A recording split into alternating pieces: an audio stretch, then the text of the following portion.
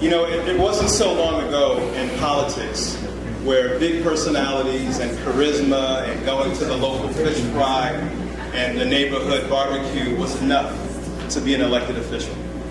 But now with a far more informed constituent base, with the internet, and with all of the access we have to information, elected officials, council members, legislators, what have you, had to evolve. They had to become super competent, super efficient, and super intellectual in all of the issues of the day. When you look at Toni's resume, and you look at her years of teaching, you look at her years in public policy, you look at the billion-dollar school district budget she's got to deal with on a daily basis, she is definitely prepared not only to be councilwoman at large, but quite frankly, she could be mayor.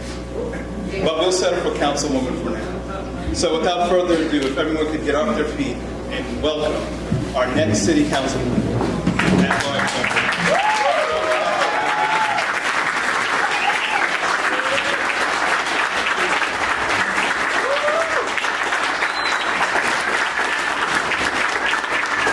Thank you all. Thank you, everyone.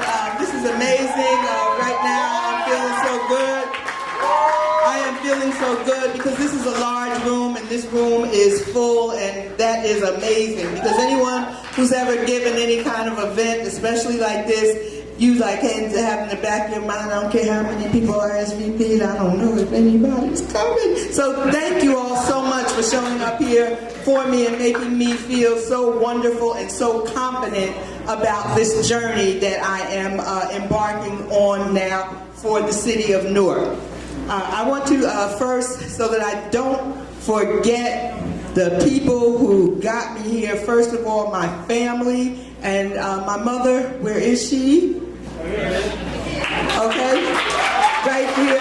She's kind of behind the pole, but I have to take a second and acknowledge my mother and just say my mother was a teacher for 10 years. She actually went into teaching at, I won't say the age, but she went into teaching later in life, and she was a member of NJEA. But my mother is most known because she is an artist, and I got to do a plug, like, she supports me, I have to support her. My mother is 90 years old, she's an exhibiting artist, and I have flyers up there now for an exhibit that she is having, and even if you're into art, please go. If you've never been to an art exhibit, please go. It's in Maplewood, right on Springfield Avenue. There's an opening reception. You can read all of that. Please take the flyer. Please attend. It will be a very enlightening experience. The opening reception is on February 16th, but the exhibit, I believe, is open now. But everything is on the flyer. So I have to give a big up to my mom before I move on to do anything else. Also, must acknowledge my husband, Wayne Richardson. And I have to acknowledge him because it's very difficult. It's very difficult for a woman in politics, and it is very difficult for particularly a married woman in politics. So I have to thank my husband particularly for the support that he gives me 24/7. I say 1448. He is the best, and I thank you for that. And I also want to acknowledge my sister-in-law, Dorothy Brower, who is sitting right there across from my mother, who is working very hard on my team. And everyone who is here today means something very special to me. My friends, I have friends here from way, way back, and new friends that I've met along the way, and even just recently, we're all kind of on the same page, fighting for the same things. But the thing about old friends is, guess what? Nothing against my new friends, because I love you all. But my old friends, you're there for me no matter what. So special thank you to my friends through the ages. Because no matter what I'm doing, you've always been there for me. And I hope that I'm that same kind of friend back to you. Special thank you to the Newark Students Union. This is a very special group of young people. They are very special.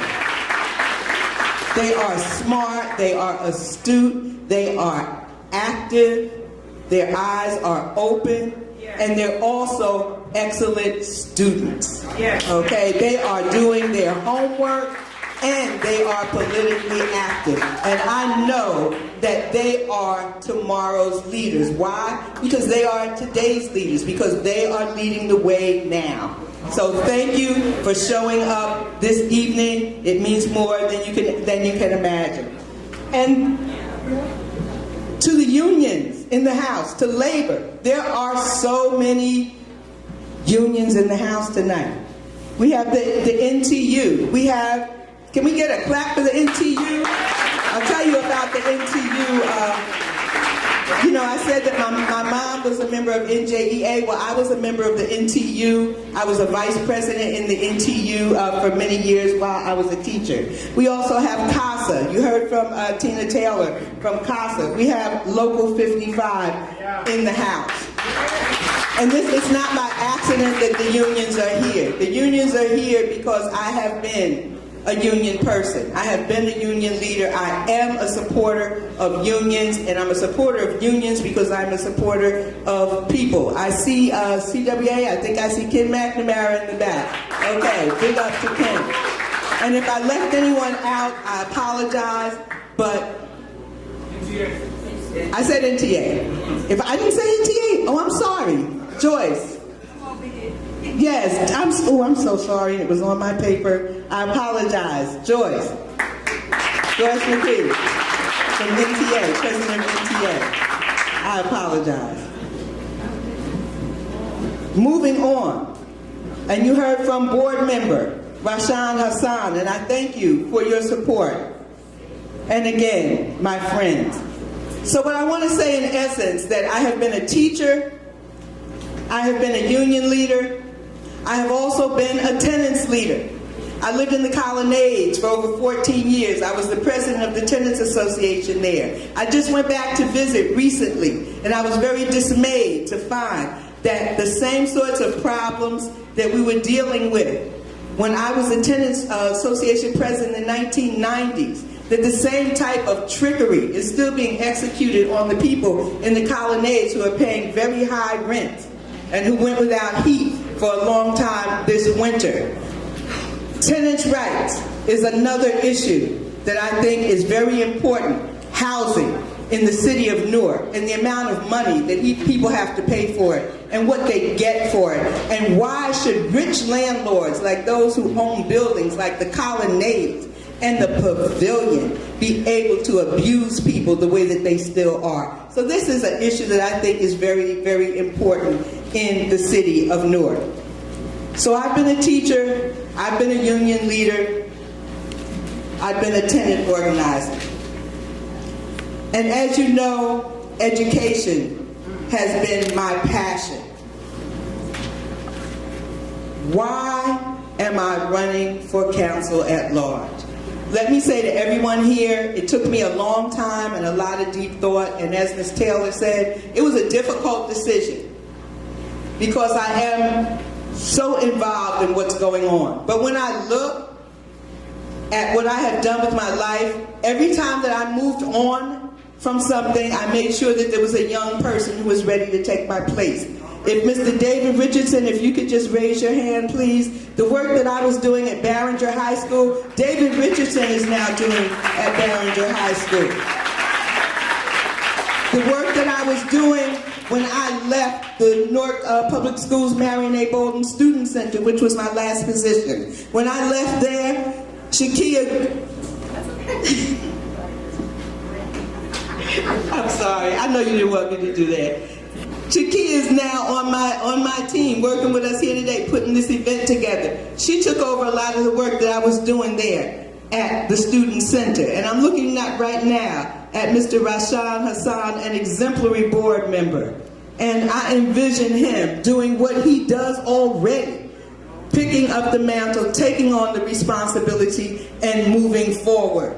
And I feel confident because of Rashan and others on the board that I can move forward and I can move into another role in the city of Newark. So I am running for council not based on what I say that I am going to do, but based on what I have done, my body of work, and based on what I still do every day.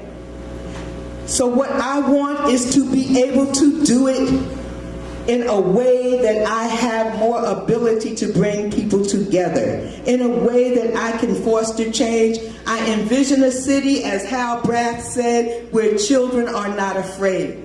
I envision a city where my 90-year-old mother can walk down the street again, as she did in her younger days, and we don't have to come get her to take her to a neighborhood store, because as long as she can walk, she should be able to go, and she should be able to go safely. I envision a city where the jobs that are available increase, and that the people in Newark are trained and ready to take those jobs. We always talk about Newark, people in Newark getting the jobs. Well, in order to make that happen, then we need someone who has their mind on education, who is able to connect those dots and make sure that there are policies and programs in place so that the people of Newark are fast-tracked and trained and ready to take the jobs of today and tomorrow. So what I want to do is what I've always done, but I want to do it in a way where I have the resources to work together with the community to affect change. And I know I've said the word I a lot, but I wish I could give this speech without even using that word, because it's not I, it's we. What I want is a way to be able to work together with the people of Newark, with the colleges and universities, with the parents, with the educators in this city, with labor, so that we can do it together, because we know what to do. It's not a secret. All we have to do is put our heads together, get our priorities straight in this city, all nationalities working together, and we will be able to make sure that the city of the future, that the Newark of the future is the one that we want it to be. But I need your help. I'm going to close now, because I know I talk a lot too. I need your help. Yes. I cannot do it alone. I need your help for the next 99 days, and I will just leave it at that. So thank you all for coming, and God bless.